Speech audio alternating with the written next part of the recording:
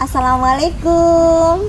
Halo sahabat-sahabat Anur, berjumpa lagi dengan Bu Ica. Nah, kali ini Bu Ica punya yang namanya konten produktif. Nah, apa sih konten produktif? Di sini isinya Sekolah Nur Islamic Full Day School akan memberikan tambahan pengetahuan. Dari saat ini kita akan memulai dari yang namanya memperkenalkan apa sih kurikulum kita. Kemudian nanti kita juga akan memperkenalkan guru-guru sekolah An-Nur Islamic Full Day School. Nah, kali ini Bu Ica akan mewawancara eksklusif dengan Ustadz Abdul Hamid. Nah, kalian pasti kalau misalkan yang sudah sahabat-sahabat An-Nur dari kelas 2 sampai kelas 6 pastinya sudah mengenal Ustadz Abdul Hamid ya, atau biasa kita sapa dengan Ustadz Hamid. Nah, tapi bagaimana dengan yang kelas 1? Untuk lebih mengetahuinya dan apa saja sih program pada masa pandemi dan apa saja nanti yang akan kita beberapa pertanyaan yang nantinya akan ditanyakan oleh Ustadz Hamid nanti akan dibantu jawab. Apalagi pada kondisi pandemi seperti ini kita boleh yang namanya nanti diberikan tips, tapi tipsnya nanti ada lagi. Kita nanti akan ada di tanggal 2 di hari Jumat. Nanti Ustadz Abdul Hamid akan mengupas tuntas tentang bagaimana tips bermurojaah. Tapi kali ini kita akan membicarakan konteks yang berbeda. Nah, kita langsung saja ya. Yuk kita langsung tanya dengan Ustadz Abdul Hamid. Tapi kali ini Ustadz Hamid harus memperkenalkan diri terlebih dahulu. Silakan Ustadz, waktu dan tempatnya Bu Ica persilahkan. Bismillahirrahmanirrahim. Assalamualaikum warahmatullahi wabarakatuh. Alhamdulillah wa syukurillah, amma ba'd. Jadi perkenalkan, nama saya Abdul Hamid. Jadi biasa dipanggil Ustadz Abdul Hamid, terkhusus oleh adik-adik siswa-siswi An-Nur Islamic School. Nah, mungkin sebagian kakak-kakak khususnya dari kelas 2 sampai kelas 6 udah mengetahui siapa Ustadz guru apa. Dan yang menjadi permasalahan, mungkin kakak-kakak kelas 1 masih banyak belum mengetahui siapa saya dan profil saya bagaimana. Jadi sekali lagi perkenalkan, nama saya Abdul Hamid. Saya berasal dari Makassar, Sulawesi Selatan, dan saya tinggal di sebuah kabupaten yang namanya Kabupaten Bone. Setelah saya menamatkan pendidikan SD, saya melanjutkan pendidikan saya di sebuah pesantren, yaitu dikenal dengan nama Pesantren 77 atau biasa disebut Pesantren Darul Hufaz yang ada di Sulawesi Selatan. Jadi Pesantren 77 ini dia menggunakan sistem kurikulum pendidikan yang ada di Gontor yang ada di Ponorogo. Jadi Pesantren 77 ini menggabungkan antara menghafal Al-Quran dan sistem kurikulum pesantren yang ada di Ponorogo itu. Dan kebetulan juga guru-gurunya berasal dari Gontor. Jadi kami di pesantren itu kurang lebih selama 7 tahun kami menghafal Al-Quran. Jadi mulai dari kelas 1 kelas 1 SMP sampai kelas 6, dan kami mengabdi 1 tahun. Dan setelah kami menyelesaikan pendidikan di pesantren 77 itu, kami melanjutkan lagi S1 di salah satu kampus yang ada di Sulawesi Selatan, kurang lebih 3,5 tahun.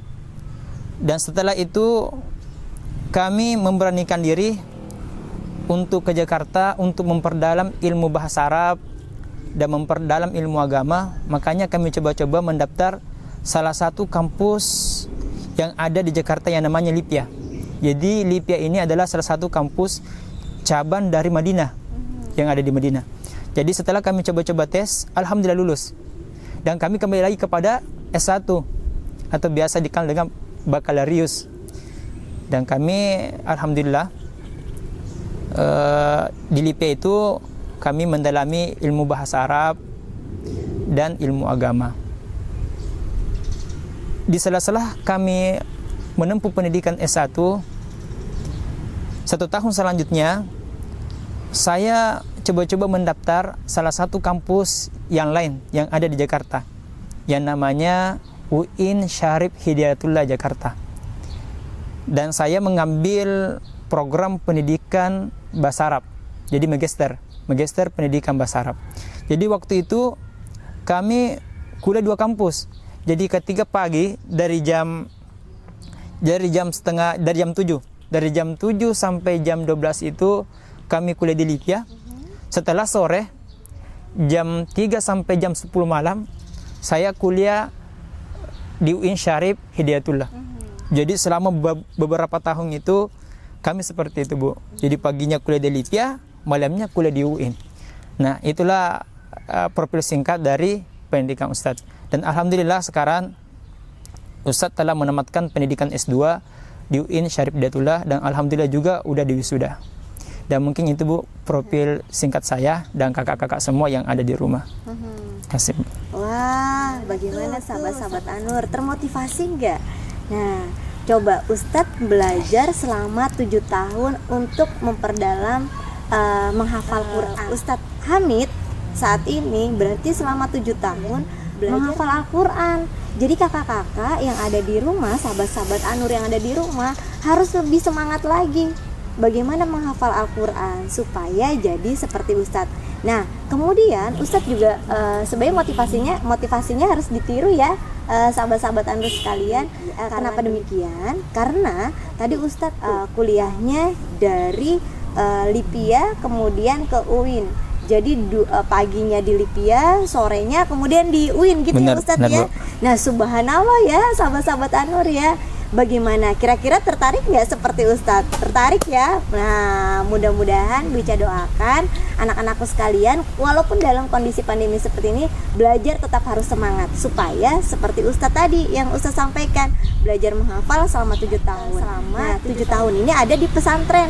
Jadi benar-benar full menghafal. Nah, sekiranya adik-adik sekalian kalaupun di rumah dimohon untuk selalu ditambah hafalannya, kemudian di murojaah supaya kelak kita nanti, supaya juga orang tua kita nanti membawa bekal di akhirat kelak. Kan kita semua mau ya memberikan mahkota kemuliaan buat orang tua kita di rumah, supaya kita juga kelak jadi anak yang soleh dan salehah. Amin ya robbal alamin. Nah, selanjutnya kita langsung aja yuk ke sesi wawancara eksklusif sama Ustadz Hamid. Kelihatannya dan sepertinya ilmu yang nantinya akan kita dapat ini bermanfaat sekali buat sahabat-sahabat Anur di rumah. Nah, materi kali ini yang akan Bu Ica pertanyakan ke Ustadz Hamid adalah menciptakan generasi Qurani. Pertanyaan yang pertama untuk sahabat-sahabat Anur, Ustadz boleh dijelaskan nggak mekanisme belajar Al-Quran yang ada di sekolah Anur? Ya. Makasih Bu atas waktunya. Jadi saya akan menjelaskan lagi. Jadi mungkin saya menjelaskan secara umum aja ya. Jadi secara rincian mungkin nanti bisa dilihat di ininya di profil sekolah. Bagaimana rincian pembelajaran yang ada di sekolah kita di sini. Jadi sebenarnya mulai anak-anak masuk yaitu pada jam 7:15 atau sampai setengah 8. Nah, mulai dari setengah 8 itu kita udah mulai yang namanya holako sampai jam 8:15. Jadi tujuannya apa holako? Tujuannya holako ini adalah tahsinul qiraah. Jadi untuk memperbaiki bacaan kakak-kakak siswa-siswi Anur. Nah, mulai dari belajar Iqra, belajar juga tahsinul qiraah. Jadi itu. Nah, adapun untuk tahfiznya, jadi adik-adik siswa-siswi Anur itu setiap hari mereka setoran hafalan. Setiap hari juga ada jadwal tahfiz. Mulai dari hari Senin sampai hari Jumat. Jadi biasanya setiap kelas itu ketika ada jadwal tahfiz ada 5 guru tahfiznya. Jadi nanti adik-adik ditunjuk mau setoran sama siapa dan apa yang harus diperbaiki sama ustadznya, dan itulah sedikit profil singkat Bu dari pembelajaran tahfiz ini. Intinya di Anur ini kita setiap hari setoran dan kami juga menggunakan metode UMI terkhusus untuk juz 30. Terima kasih Ustadz atas penjelasannya. Jadi yang Bu Ica tangkap nih sahabat-sahabat Anur, sebenarnya program tahfiz ini di sekolah An-Nur Islamic Full Day School ini lebih diintensifkan. Kenapa demikian? Karena slogan atau tagline kami generasi cinta Quran, maka dari itu sekolah An-Nur Islamic Full Day School tetap mengutamakan pembelajaran tahfiz dan tahsin di sekolah kami. Nah, supaya apa tujuannya? Yang tadi Bu Ica sampaikan ya Ustadz ya, supaya kelak anak-anak sahabat-sahabat An-Nur yang ada di rumah menjadi anak yang soleh dan soleh. Oke, sekarang sahabat-sahabat An-Nur kita berlanjut ke pertanyaan kedua. Apa sih Ustadz keistimewaan kalau kita menjadi penghafal Quran? Sebenarnya keistimewaan para penghafal Al-Quran sebenarnya banyak sekali, Bu. Nah, di antaranya adalah yang pertama, seorang penghafal Al-Quran yaitu senantiasa dimudahkan di dalam hidupnya. Jadi dia dimudahkan oleh Allah Subhanahu wa taala. Terus yang kedua, seorang penghafal Al-Quran menurut Al-Qadi, jadi Al-Qadi ini seorang pakar syarab yang berasal dari Amerika Serikat. Dia mengatakan seseorang penghafal Al-Quran dan sering mendengarkan Al-Quran, maka Allah memberikan yang namanya kecerdasan otak. Jadi justru ditambah kecerdasannya. Jadi sungguh beruntung para penghafal. Jadi enggak semuanya kakak-kakak di luar di sana yang tidak menghafal Al-Quran diberikan kecerdasan oleh Allah Subhanahu wa taala. Nah, ketika misalnya kita menghafal Al-Quran justru ditambah kecerdasannya itu. Dan ini udah diteliti oleh Al-Qadri ini, seorang pakar syarab yang berasal dari Amerika. Dan ini banyak diyakini oleh sebagian orang Islam dan orang-orang yang bukan non-Islam. Makanya banyak kampus-kampus yang ada di luar negeri dan Indonesia memberikan beasiswa khusus orang-orang penghafal Al-Quran. Jadi betul-betul Bu, seorang penghafal Al-Quran ini udah diteliti memang mempunyai keagungan tersendiri, yaitu dimudahkan di dalam memahami pelajaran dan ditambah intelijensi otaknya. Seperti itu. Itu yang kedua. Terus yang ketiga, seorang penghafal Al-Quran nanti di akhirat kelak dia akan memasakkan mahkota kepada kedua orang tuanya. Jadi sungguh mulia penghafal Al-Quran ini, Bu. Betul. Bahkan bisa memberikan naungan terhadap keluarganya, bisa memberikan lisensi untuk mereka masuk surga. Jadi sungguh beruntung adik-adik penghafal Al-Quran karena bisa membawa keluarganya, kedua orang tuanya di dalam surga. Ini yang ketiga. Terus yang keempat, seorang penghafal Al-Quran di akhirat kelak dia akan ditempatkan di surga yang tinggi. Surga Firdaus. Insya Allah, Bu, di surga Firdaus. Terus seorang penghafal Al-Quran dia nanti mendapatkan syafaat dari Nabi Muhammad SAW di akhirat kelak. Jadi sungguh beruntung pula bagi para penghafal Al-Quran. Dan juga nanti ketika kita dibangkitkan di padang mahsyar, yang membedakan orang-orang yang lainnya antara penghafal Al-Quran dan tidak, yaitu nanti seorang penghafal Al-Quran terlihat dari pancaran mukanya. Jadi pancaran mukanya itu bercahaya. Jadi sungguh mulianya penghafal Al-Quran, karena ketika dibangkitkan udah ketahuan, oh ini orang soleh, karena mukanya bercahaya. Jadi betul-betul, Bu, penghafal Al-Quran diberikan kemuliaan. Terus selanjutnya seorang penghafal Al-Quran nanti ditempatkan di surga dengan para malaikat dengan orang-orang soleh. Jadi ini diantara kemuliaan-kemuliaan bagi para penghafal Al-Quran, Bu. Nah, tadi ada kira-kira 7 keutamaan dan keistimewaan menghafal Al-Quran. Subhanallah ya, Bu Ica sampai merinding loh dengernya. Bagaimana sahabat-sahabat An-Nur yang ada di rumah? Kira-kira siap menjadi penghafal Quran?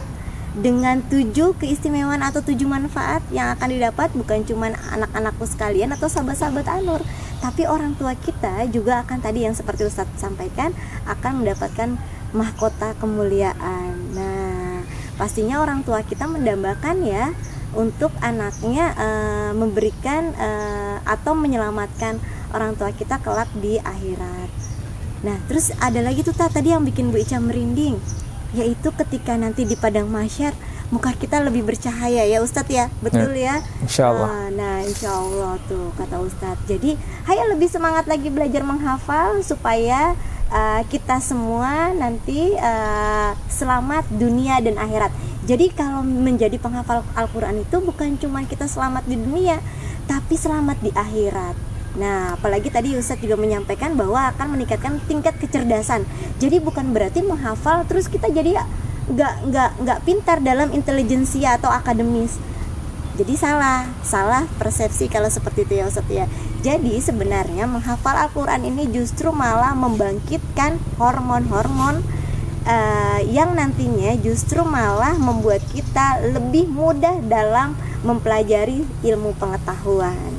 Nah, itu sudah diteliti dan itu memang benar adanya ya Ustadz. Contohnya ada salah satu beberapa murid An-Nur yang memang hafalan surahnya melesat dengan cepat, tapi nilai akademisnya juga bagus sekali, justru malah selalu mendapatkan juara kelas ya. Nah, jadi bukan berarti menghafal justru malah memperlemah nilai ilmu pengetahuan kita, justru malah menambah dan mempermudah kita dalam menghafal. Sekarang kita berlanjut ke pertanyaan ketiga.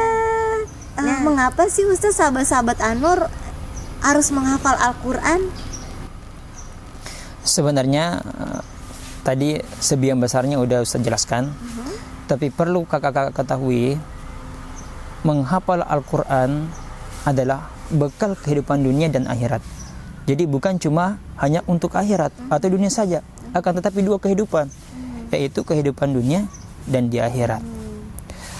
Perlu kita ketahui bahwasanya kehidupan dunia ini adalah tempat persinggahan, tempat memperbanyak bekal menuju kehidupan yang abadi, yaitu kehidupan akhirat. Jadi seorang penghafal Al-Quran diberikan jaminan nanti di akhirat kelak diberikan kehidupan yang layak sesuai dengan tingkah laku, sesuai dengan perbuatan yang ada di dunia. Jadi seorang penghafal Al-Quran ini dijelaskan dalam hadis bahwasanya penghafal Al-Quran nanti dimasukkan dalam surga. Khususnya betul-betul menghafal Al-Quran dengan penuh takwa kepada Allah Subhanahu wa taala. Subhanallah. Nah, tadi yang seperti Ustaz sampaikan ya, dapat dunianya, dapat juga akhiratnya. Kita hidup di dunia hanya sementara, maka dari itu harus kejar yang lebih abadi. Begitu ya Ustaz ya? Benar. Nah, oke, selanjutnya sekarang ke pertanyaan keempat. Bagaimana Ustaz cara agar anak-anak sahabat-sahabat An-Nur yang ada di rumah ini mudah dalam menghafal Al-Quran? Nah, ini yang paling penting ya. Bagaimana Ustaz? Di dalam menghafal Al-Quran, yang paling pertama yang harus kita benahi adalah niat. Betul. Maksudnya apa? Kita harus memperbaharui niat, memperbaiki niat. Tujuan kita menghafal Al-Quran apa sih? Karena banyak orang di sana menghafal Al-Quran tapi niatnya salah. Niatnya untuk ria, untuk dilihat, pengen dipandang sama manusia. Nah, harusnya niat itu adalah untuk mendapatkan ridha Allah Subhanahu wa taala. Dengan menghafal Al-Quran, salah satu wasilah lebih mendekatkan kepada Allah dan nanti insya Allah mendapatkan surganya Allah. Yang pertama, jadi makanya dikatakan dalam hadis Nabi Muhammad SAW, innama a'malu binniyah wa innama likulli imri'in ma nawa. Sesungguhnya segala perbuatan itu dimulai dengan niat. Jadi alangkah baiknya sebelum kita menghafal Al-Quran, kita harus memperbaharui niat, memperbaiki dengan niat-niat yang betul-betul niat. Artinya sebaik-baik niat. Jangan sampai kita berniat tidak sesuai dengan tindakan kita. Niat kita tujuannya dunia, tapi tindakan kita menghafal Al-Quran, niatnya akhirat. Jadi antara niat dan tindakan tidak sejalan. Jadi nantinya diberikan kesusahan dalam menghafal Al-Quran. Tidak maksimal ya? Tidak maksimal karena tidak sejalan antara niat dan tindakan. Makanya bagaimana niat yang bagus? Niat yang bagus adalah serasi dengan tindakan, yaitu menghafal Al-Quran lillahi ta'ala, karena Allah Subhanahu wa ta'ala. Betul.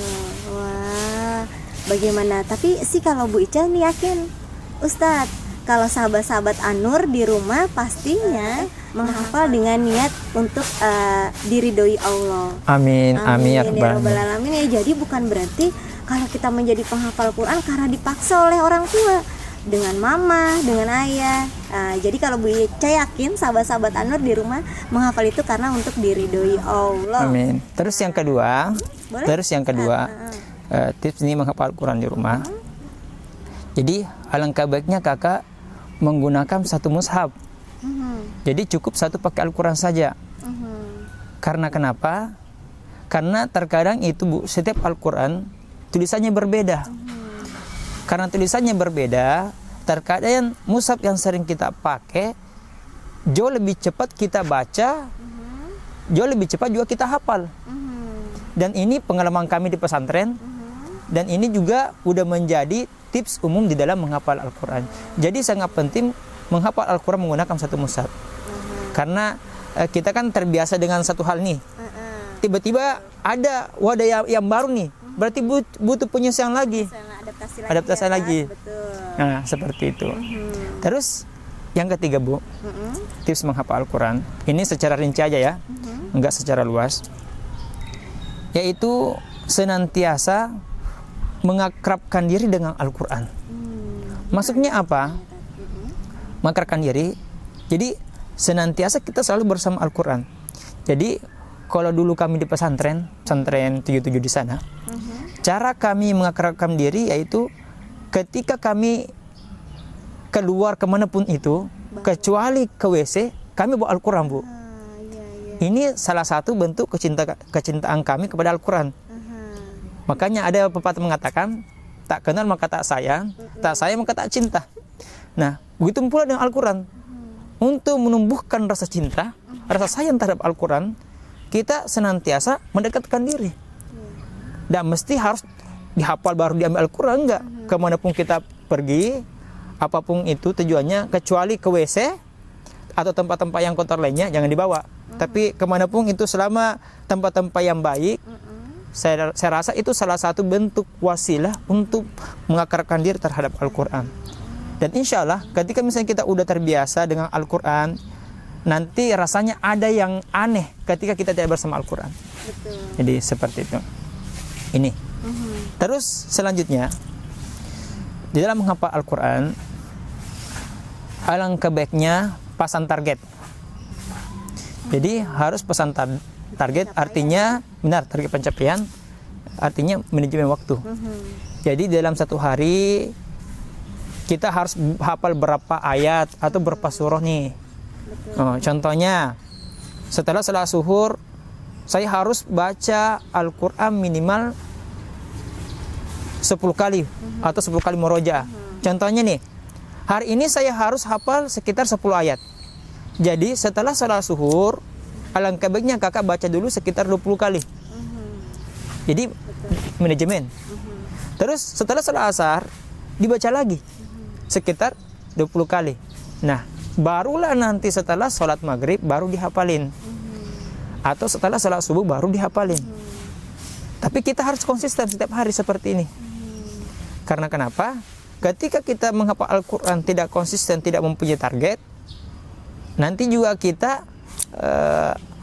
rasa malas itu akan tumbuh dengan sendirinya. Betul. Makanya kuasai setan ya, Ta? Benar Bu. Makanya itulah pentingnya kita harus memasang target, harus manajemen waktu supaya waktu kita tertata nih. Oh, setelah maghrib saya harus apa? Setelah zuhur nih saya harus apa? Karena seorang penghafal Al-Quran dengan memasang target atau manajemen waktunya bagus, insya Allah lebih dimudahkan dalam menghafal Al-Quranul Karim. Terus selanjutnya, seorang penghafal Al-Quran ini secara umum ya, usahakan jangan sering berbohong. Jangan sering berbohong dan senantiasa minta kepada orang tua untuk mendoakan supaya dimudahkan dalam menghafal Al-Quran. Jadi, Mah, Ayah, Mah, Pa, minta doanya setelah sholat supaya saya dimudahkan dalam menghafal Al-Quran. Makanya ada pepatah mengatakan, ridullah fi ridul walidain wa sukhtullah fi sukhtil walidain. Ya, itu hadis ya, itu hadis. Maka ridhonya Allah, ridhonya orang tua. Murkanya Allah, murkanya orang tua, murkanya Allah. Jadi seperti itu Bu. Jadi betul-betul kita senantiasa mendekatkan diri kepada orang tua, minta doanya. Insya Allah ketika misalnya orang tua ridho kepada kita dekat sama orang tua, insya Allah Allah Subhanahu Wa Taala memudahkan kita dalam menghafal Al-Quran. Biarpun sekiranya kita menghafal Al-Quran, tindakannya bagus, niatnya bagus, akan tetapi tidak mendapatkan ridho dari orang tua, itu juga terkadang sulit. Jadi alangkah baiknya sejalan ridhonya orang tua menghafal Al-Quran, kita juga menghafal Al-Quran. Tapi saya insya dan yakin selama itu kebaikan, orang tua selalu mendukung. Betul. Tidak ada orang tua tidak mendukung anaknya dalam kebaikan. Betul. Seperti itu. Betul. Jadi tapi tujuannya apa? Senantiasa aja minta doa kepada orang tua, minta doa kepada Allah, dan minta orang tua untuk mendoakan yang terbaik. Betul. Seperti itu, Bu. Oke. Sudah Ustaz tipsnya? Sebenarnya banyak sih Bu Masih tipsnya. banyak ya? Cuma itu aja nih. Nantilah insya Allah hari Sabtu kita jelaskan lebih mendetail. Boleh. Jadi nanti anak-anakku sekalian, Bu Ica jelaskan kembali ya. Sahabat-sahabat Anur boleh sekalian bertanya pada saat live streaming. Nanti di situ judulnya tips murojaah ya Tat. Jadi hari ini hanya sekilas saja yang Ustaz sampaikan, bahwasanya tadi ada target. Nah, target ini harus setiap hari anak-anak tuh harus memiliki target menghafal. Jadi jangan sampai nggak punya target. Sama seperti kita belajar, kita pastinya punya target. Oh, hari ini dari halaman 1 sampai halaman 20. Begitu juga dengan hafalan. Nah, jadi sahabat-sahabat Anur harus memiliki target. Yang kedua, selalu dibawa. Tujuannya kalau sahabat-sahabat Anur punya waktu senggang, misalkan lagi bengong daripada bengong atau bermain games dengan handphone, Ustaz, lebih baik membuka Al-Quran. Nah, itu malah lebih membawa manfaat ya Ustadz ya. Jadi hafalannya bertambah, kemudian juga murojaahnya juga bertambah seperti itu Ustadz. Nah, kalau yang Bu Ica tahu nih Ustadz, biasanya kalau pencapaian ya, kalau untuk kita punya target pastinya akan tercapai. Nah, tapi yang paling susah itu biasanya murojaah. Benar. Untuk menjaga hafalan kita itu yang paling susah. Nah, nanti akan dikupas tuntas ya di tips murojaah. Begitu Ustadz, boleh? Insyaallah. Oh, boleh insyaallah. Nah, selanjutnya pertanyaan kelima.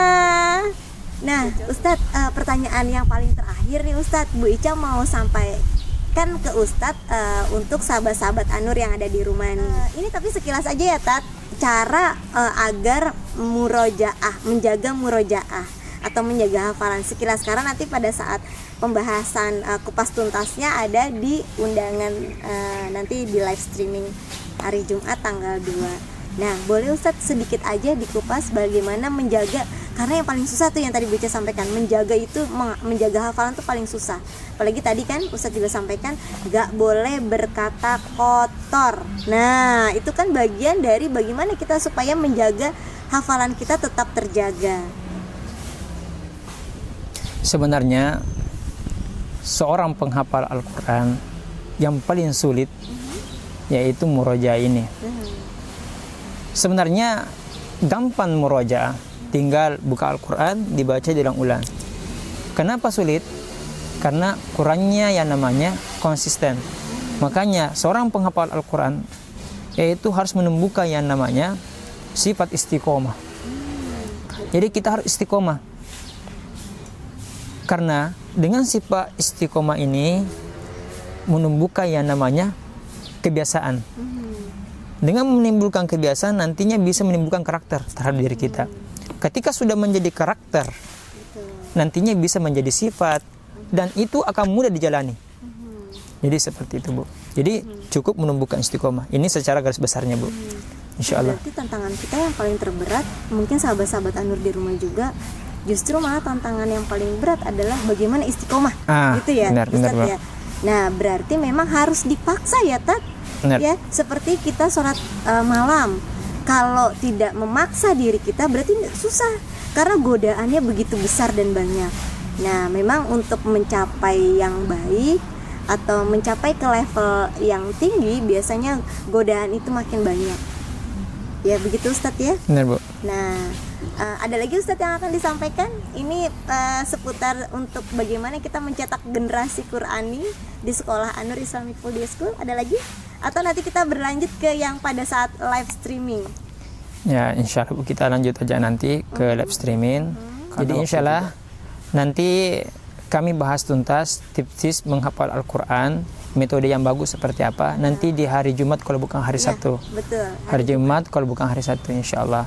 Jadi nanti kakak bebas bertanya apapun itu, khususnya berkaitan dengan bagaimana tata cara menghafal Al-Quran, bagaimana tata cara istiqomah. Intinya berkaitan dengan Al-Quran. Syukron Bu. Terima kasih Ustadz atas waktunya. Mudah-mudahan Ustadz selalu istiqomah. Terima kasih Ustadz atas waktunya, telah berkenan memenuhi undangan Bu Ica, terutama untuk sahabat-sahabat Anur yang ada di rumah. Semoga Ustadz selalu dalam keadaan sehat Amin, amin, walafiat ya Rabbal alamin. dan hafalannya juga selalu terjaga, karena Ustadz Hamid ini sudah banyak sekali sahabat-sahabat Anur hafalannya. Jadi boleh nanti ketika kita sudah mulai kondisi normal, anak-anak sekalian belajar sama Ustadz. Ya gimana caranya Ustadz? Bertanya tips-tipsnya. Dan kalaupun sekiranya Ustadz nanti memberikan pengarahan atau bimbingan, kalian harus ikuti. Karena Ustadz sebenarnya sayang sama kalian, walaupun terkadang agak sedikit keras, karena tujuannya adalah mencetak generasi Qurani. Itu saja dari Bu Ica. Mudah-mudahan pertemuan hari ini bermanfaat buat sahabat-sahabat Anur di rumah. Wabillahi taufiq wal hidayah. Wassalamualaikum warahmatullahi wabarakatuh.